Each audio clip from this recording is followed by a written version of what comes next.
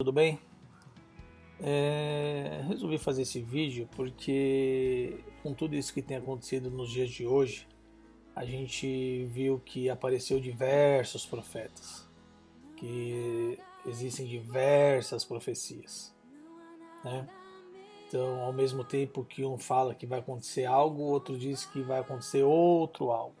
E Deus, ele não funciona falando que vai fazer isso e que vai fazer aquilo. Deus, ele tem uma linha reta de pensamento, de propósito e de raciocínio. Então não tem como Deus falar que vai acontecer um algo e depois falar que vai acontecer outro algo. Então, com tudo isso, eu resolvi fazer esse vídeo e o versículo que a Elaine colocou aqui no grupo, muito interessante, lá em Ezequiel, né, 13, 3 a 8, que diz assim: Assim diz o Senhor Deus, ai dos profetas loucos que seguem o seu próprio espírito, sem nada ter visto. Os teus profetas, ó Israel, são como raposas entre as ruínas. Não subsiste as brechas, nem fizeste muro para a casa de Israel, para que ela permaneça firme na peleja no dia do Senhor. Tiveram visões falsas e adivinhação mentirosa. Os que dizem, o Senhor disse, quando o Senhor os não enviou, e esperam o cumprimento da palavra. Não tivesse visões falsas e não falaste adivinhação mentirosa, quando o Senhor disseste, o Senhor diz, sendo que eu tal não falei. Portanto, assim diz o Senhor Deus, como falais falsidades e tendes visões mentirosas, por isso eu sou contra vós, outros, diz o Senhor Deus. Se a gente olhar para as profecias que acontecem no meio cristão, a gente vê que muitas coisas elas não vêm para nos edificar, não vêm para nos construir, mas sim elas tentam nos destruir. Como assim nos destruir?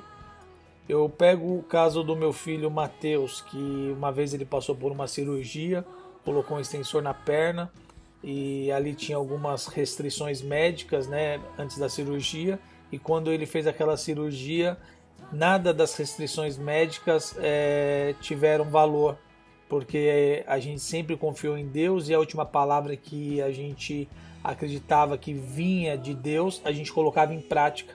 E quando a cirurgia do Mateus saiu, a gente viu o poder de Deus. Então nós resolvemos ir na igreja agradecer a Deus. E quando eu cheguei com o Mateus na igreja, uma mulher veio e falou: Olha, que Deus manda te dizer que Ele te livrou desse acidente de moto, que foi Ele que te deu livramento. Então ela quis usar Deus, como Deus falou nesse versículo. Uns querem me usar, outros sim são usados, né? Nós não podemos ter dúvida disso, que Deus ele vai usar o homem para trazer alguns posicionamentos, direcionamentos para nós, mas outros são usados pela emoção. Em 1 Coríntios 14,3 diz assim que mas o que profetiza fala aos homens, edificando, exortando e consolando. Então, eu olhando para esse versículo, eu entendo que o profeta ele tem que, ao longo da sua profecia, trazer algo que edifica, exorta e consola. Então, uma pessoa para ser profeta, ela tem que ser merecedora, né? Ela precisa ser sábia, ela precisa ter uma mente lúcida e clara, ela tem que ter um caráter impecável e ter totalmente o controle dos seus próprios desejos e paixões. Ela tem que ter uma vida, né, constituída em calma, em alegria, e ela tem que se separar totalmente dessa vida mundana e carnal, se entregando inteiramente ao conhecer e ao servir a Deus. Isso é uma pessoa que, tendo todas essas qualidades, ter todas essas características, aí sim ela começa a ser usada por Deus como profeta. Então eu acredito que hoje poucas pessoas são assim, porque uma pessoa para trazer profecia, ela tem que ser uma pessoa equilibrada. Ela não pode pender nem à carne e nem ao espírito. Ela tem que ter esse equilíbrio. A pessoa, para ela ter uma vida equilibrada, ela tem que ter uma linha totalmente reta. Ela não pode pender para a emoção. e nem só ao espírito. Ela tem que ter uma vida equilibrada, porque se ela não tem uma vida equilibrada, ela pode falar muitas coisas que vêm da sua emoção. Então, uma pessoa, para viver esses parâmetros como profeta, ela tem que ter uma vida bem equilibrada, né? Então, a primeira coisa que eu entendo é que essas profecias, elas têm que edificar, exortar e consolar. Então, o que devemos buscar? O discernimento espiritual. Eu, Wesley, você, a gente precisa discernir e diferenciar entre o verdadeiro e o falso, entre a profecia e a profetada, né? Porque se uma profecia ela não traz exortação, ela não traz edificação, ela não traz consolação e ela não está alinhada à palavra, é sinal que não é profecia. Então, o objetivo do dom da profecia é isso: exortar, edificar e consolar. A palavra edificação em grego é oikodome, que diz respeito a uma construção de uma casa. Portanto, eu não posso esquecer que uma dessas funções primárias da profecia não é destruir a fé do irmão, mas sim construir a fé do irmão. Efésios 4, versículo 12, diz assim: com vista ao aperfeiçoamento dos santos, para desempenho do seu serviço, para edificação do corpo de Cristo. Esta é a primeira parte, edificação, né?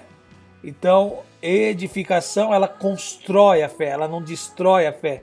Então, quando eu pego a profecia que foi liberada para o Mateus, ela não veio como construção, ela veio como destruição. Deu para entender? Então, a palavra exortação, em grego, é paraklesis, que diz respeito ao ato de encorajar através do dom profético. A igreja é encorajada a perseverar em fidelidade, mesmo diante de todas essas adversidades. Então, a segunda coisa que eu tenho que entender é que no meio das adversidades, a profecia, ela me traz o encorajamento de perseverar até o fim. E isso lá em 1 Tessalonicenses 5,11 diz: consolai-vos, pois, uns aos outros, edificai-vos reciprocamente, como também estáis fazendo. Então, a segunda parte da profecia é a exortação, onde eu vou encorajar a pessoa a perseverar, a continuar fiel ao Senhor, mesmo diante da adversidade. Né? Em Hebreus 3,13 fala assim: pelo contrário, exortai-vos mutuamente cada dia, durante o tempo que se chama hoje, a fim de que nenhum de vós seja endurecido pelo engano do pecado. Então, a profecia, ela tem que tratar a minha vida para que eu não me perca dentro de todo esse engano, né? E eu continue firme. A terceira parte é consolar, que em grego é paramútia, que diz respeito ao conforto proveniente do dom espiritual de profecia. Então, o que isso quer dizer? Que a igreja ela é estimulada a ter esperança no Senhor. Quando esse dom é manifestado, a fim de que essa pessoa ela não perca o seu ânimo espiritual, faz com que essa pessoa ela não se perca por qualquer coisinha. Então, 1 Coríntios 14, 31 ao 33 diz assim: porque todos podereis profetizar, um após outro, para todos aprenderem e serem consolados. Os espíritos dos profetas estão sujeitos aos próprios profetas, porque Deus não é Deus de confusão, e sim de paz. Então vamos lá. Se Deus não é Deus de confusão, e sim de paz, como que Deus pode falar algo para um e falar algo para o outro? Né? Então a primeira coisa que eu preciso entender no meio de tudo isso que está acontecendo é discernir o que está acontecendo no mundo espiritual. E isso é muito complicado, porque se eu estiver atrelado às minhas emoções, eu falo aquilo que a minha emoção está propício a falar, e não aquilo que Deus está movendo no mundo espiritual. Então, tudo isso que está acontecendo tem um propósito. Deus não é um Deus de confusão, mas é um Deus de paz, é um Deus de shalom. Então, esses termos aparecem para mostrar para mim e para você que o dom espiritual, né, ele traz isso. consolação, exortação e edificação. Outro versículo que eu achei interessante em 1 Tessalonicenses 5, 18 ao 22, que diz assim: em tudo dai graças, porque esta é a vontade de Deus em Cristo Jesus para convosco. Não apagueis o Espírito, não desprezai as profecias, mas julgai todas as coisas, retende o que é bom e abstende-vos de toda forma de mal. Então, em tudo o que está acontecendo, eu tenho que dar graça. Eu não posso deixar o Espírito apagar. Eu não posso desprezar as profecias, mas eu preciso julgar, entender se essa profecia está me trazendo consolação, edificação e exortação. Se essa profecia está alinhada com a palavra, se essa profecia está alinhada com o propósito de Deus, né? Então, o que eu preciso entender? Que nem todos são profetas. Uma vez eu escutei uma coisa de um pastor, e isso eu guardei muito, que nem tudo que faz barulho é porque está cheio. Ele deu um exemplo muito interessante de uma lata. Se você pegar uma lata vazia e uma lata cheia, qual vai fazer mais barulho se você bater? A vazia ou a cheia? Geralmente é a vazia. Então nem tudo que faz barulho é sinal que está cheio. Então nem tudo que falam, nem tudo que expressam significa que estão cheios de Deus. Deu para entender? Porque quem está cheio de Deus é uma pessoa centrada. Ela não sai falando qualquer coisa. Porque ela entende que a primeira coisa é edificar, a segunda é exortar e a terceira é consolar a igreja. Então uma pessoa centrada, cheia do Espírito, um profeta, ele não traz aquilo que ele quer, mas ele traz aquilo que é a vontade de Deus. Esse foi o grande problema de Jonas. Quando Deus fala: Jonas, vá até Nínive e diga isso. Por que Jonas teve medo de chegar até Nínive? Porque ele sabia que se ele profetizasse sobre Nínive o fim, mas Nínive se arrependesse, Deus ia descer com o amor dele. Então a palavra dele ia cair em descrédito. Esse foi o grande problema de Jonas, ter a sua palavra em descrédito.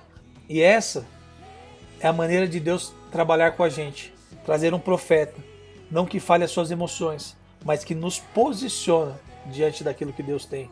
Então nos dias de hoje, tome cuidado, nem tudo que se fala vem de Deus, nem tudo que profere sai do trono de Deus.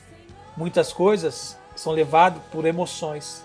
Então se você pega essa profecia que a Simone trouxe no grupo, você vê que a pessoa já é uma pessoa desequilibrada, uma pessoa descentrada, porque nem o nome do governador ela acertou. Então tomem cuidado, vigiem, não acreditem em tudo que as pessoas saem falando. Se posiciona para você saber discernir o que é certo e o que é errado. Bem? Que Deus abençoe vocês.